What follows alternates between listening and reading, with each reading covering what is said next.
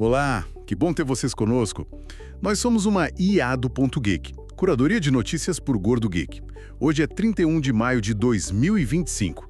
E olha, hoje a gente vai fundo numa história fascinante, eu diria. Vamos falar da Leica. A Leica, aquela marca alemã, né? Que é quase um sinônimo de fotografia de altíssima qualidade, aquele design inconfundível e, claro, os preços. Exato. Aqueles preços que, vamos combinar, fazem a gente dar uma bela suspirada. Mas a ideia hoje é entender por quê, né? O que tem por trás dessa lenda. Isso, a gente recebeu bastante material, fontes diversas, e vamos mergulhar nisso, desde o comecinho, lá com microscópios, acredita? Até essa revolução toda na fotografia, os perrengues que passaram. Perrengues é bom. E como eles estão hoje, super fortes, inclusive com presença aqui no Brasil. Vamos tentar desvendar esse mito, sabe? O que faz a Leica ser a Leica. Boa. Então, começando pelo começo mesmo. Não era a câmera fotográfica no início, certo? Era Ernst Leitz Optik. Foco total em microscópios, lá no século XIX. Exatamente. A Leitz era uma potência em óptica, em instrumentos de precisão. A virada para a fotografia, ela veio por uma necessidade bem pessoal, na verdade. Pessoal? Como assim? Tinha um engenheiro lá, o Oscar Barnack. Ele entrou na Leitz em 1911 e o Barnack sofria de asma, sabe? As câmeras da época eram uns trambolhos enormes, pesadas pra caramba. Ah, imagino.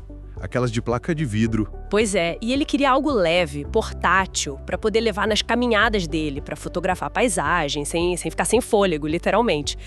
Uma necessidade dele que acabou gerando uma coisa gigantesca. Que história! E aí veio a grande sacada dele, que foi usar o filme de cinema 35mm, que já existia, mas de um jeito diferente. Isso. Essa foi a genialidade. O filme 35mm perfurado já era usado no cinema, mas na vertical. O Barnack teve a ideia de usar esse mesmo filme, só que na horizontal.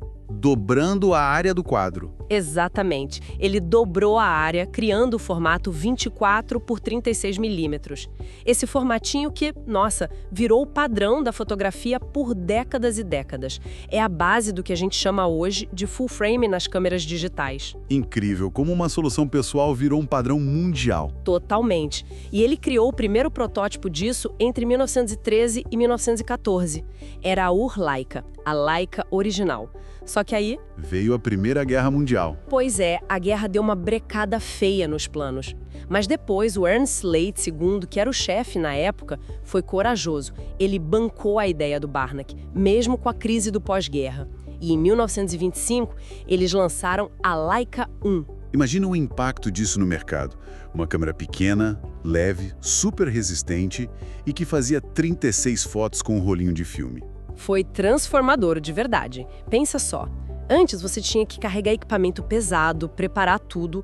Com a Leica, a fotografia podia ser espontânea, rápida. Foi o que permitiu o surgimento daquele conceito do momento decisivo, sabe? Ah, sim? Do Cartier-Bresson. Ele usava Leica, né? Ele e tantos outros. Henri Cartier-Bresson se tornou quase um embaixador da marca. Robert Capa, cobrindo guerras com a Leica na mão. Ela basicamente impulsionou o fotojornalismo moderno. Era a ferramenta perfeita para estar no lugar certo, na hora certa. E a evolução foi rápida depois da Leica aí. Foi sim. Em 1930 já vieram as lentes intercambiáveis, o que deu uma versatilidade enorme. Aí em 32, a Leica II introduziu o telêmetro acoplado. O telêmetro. Explica rapidinho o que é isso. Claro. É um sistema de foco tipo super preciso. Você via duas imagens no visor e quando elas se sobrepunham perfeitamente, a foto estava em foco. Muito mais rápido e preciso que estimar a distância. E na Leica 2, ele era acoplado ao visor, facilitava muito. Entendi. Praticidade e precisão. Isso. E logo depois, em 1933, veio a Leica 3, que adicionou mais velocidade de obturador, mais lentas. Foi consolidando a câmera como uma ferramenta profissional completa. Mas aí veio outro período complicado, a Segunda Guerra Mundial. As fontes que a gente viu falam de uma história bem complexa nesse período. Muito complexa. É uma dualidade que marca muitas empresas alemãs da época, né? Por um lado, tem essa história incrível, quase heróica, do Leica Freedom Train. O Ernst Leitz II, arriscando muito, ajudou centenas de funcionários judeus e as famílias deles a fugir da Alemanha nazista.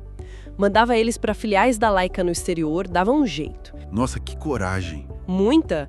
Mas, ao mesmo tempo, a Light, como indústria estratégica de ótica, também produzia equipamentos para o esforço de guerra alemão. Binóculos, miras, essas coisas. É uma parte da história que não dá para ignorar. Complicado mesmo. E depois da guerra, como eles se recuperaram? Olha, eles conseguiram se reerguer relativamente rápido.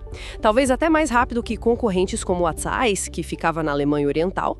A Leica estava na parte ocidental e, segundo algumas fontes, chegou a receber encomendas dos aliados dos Estados Unidos, logo depois da guerra. Isso ajudou a retomar a produção. E aí entramos na era que muitos consideram a era de ouro da Leica, né?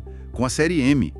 O que teve de tão especial na M3, lançada em 1954? A M3, ela é um ícone, um marco absoluto no design de câmeras. Primeiro, ela introduziu o encaixe de baioneta M. Que é usado até hoje. Até hoje. Pensa na longevidade disso. Você pode pegar uma lente M, feita nos anos 50, e usar uma Leica digital M de hoje. Isso criou um ecossistema de lentes fantástico e duradouro. Mas não foi só isso. O que mais? O visor da M3 era revolucionário. Era grande, brilhante e combinava o telêmetro de foco com os quadros de referência para diferentes lentes. 50mm, 90mm, 135mm. E o mais legal, tinha correção automática de paralaxe. Paralaxe? O que é isso mesmo? Sabe quando você olha pelo visor de uma câmera que não é SLR e o que você vê não é exatamente o mesmo que a lente captura, principalmente de perto? Essa diferença é a paralaxe. A M3 compensava isso automaticamente. O quadro no visor se movia conforme você focava mais perto. Genial! Nossa, realmente pensaram em tudo. E era silenciosa, discreta, incrivelmente bem construída. Uma peça de engenharia mecânica, assim, perfeita. Virou a queridinha dos fotojornalistas, dos fotógrafos de rua. Era quase uma extensão do olho, sabe? Robusta, confiável, um clássico instantâneo. Dá para entender o fascínio. Mas, como tudo na tecnologia, essa dominância não foi eterna. Chegaram as japonesas com as SLRs, né? A Single Lens Reflex. Nikon F em 59. Isso complicou para a Leica. Complicou e muito. Foi um desafio tecnológico gigantesco. A grande vantagem da SLR era óbvia. Você via exatamente através da lente que ia tirar a foto. Isso facilitava muito o enquadramento e o foco, especialmente com lentes teleobjetivas ou macro. Faz sentido. O que você vê é o que você captura. Exato. E a Leica? Bom, eles demoraram um pouco para reagir. Acho que havia uma crença muito forte na superioridade ótica e na compactude dos seus rangefinders, das câmeras com telêmetro. Eles defendiam que o sistema M era mais preciso para focar com lentes normais e grande-angulares e mais silencioso. Mas o mercado estava mudando. O mercado estava mudando rápido. A Nikon F, depois a Canon, a Pentax, elas dominaram o mercado profissional com as SLRs. A Leica até tentou entrar nesse jogo, lançaram a Leica Flex em 1964, que era uma SLR, e depois desenvolveram a série R. Mas eram câmeras caras, talvez não tão versáteis quanto as japonesas em termos de sistema. Li algo sobre uma parceria com a Minolta também. Sim, nos anos 70 e 80. Foi uma tentativa de tornar as SLRs da Leica um pouco mais acessíveis, compartilhando tecnologia e produção com a Minolta. Saíram algumas câmeras boas dessa parceria, como a Leica Ciel, que era rangefinder, na verdade, e algumas SLRs da série R. Mas assim, a Leica nunca conseguiu realmente destronar as japonesas no mundo das SLRs. O foco deles, o coração, sempre continuou sendo a série M. Essa dificuldade em abraçar uma nova tecnologia dominante. E isso se repetiu na era digital, pelo que eu entendi? Pois é, parece um padrão, né? A transição para o digital foi muito, muito difícil para a Leica. Quase fatal. Eles demoraram demais para entrar de cabeça. Havia uma cultura interna muito forte, muito ligada à película, à perfeição mecânica. O digital parecia, sei lá, talvez menos puro para eles no começo. E quase que quebrou a empresa. Chegou perto. Em 2004, a situação financeira estava bem crítica. Mas aí eles conseguiram dar a volta por cima. Veio um novo fôlego, talvez um reconhecimento de que o futuro era digital. Não tinha jeito. E como foi essa virada? Começaram a lançar modelos digitais que respeitavam sustentavam o legado. A grande virada talvez tenha sido com as digitais da série M. A M8, em 2006, foi a primeira M digital, ainda com um sensor um pouco menor que o full frame.